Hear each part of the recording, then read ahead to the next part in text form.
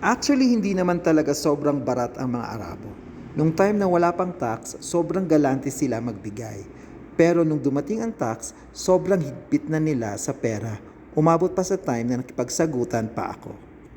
So paano nga ba ako makipag-deal sa barat na customer?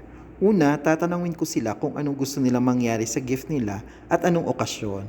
Most of the customer may mga picture na silang dala na gusto nilang ipagaya. So walang problema sa akin yon.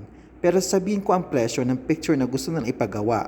But most of the customer talaga na gusto mas mura.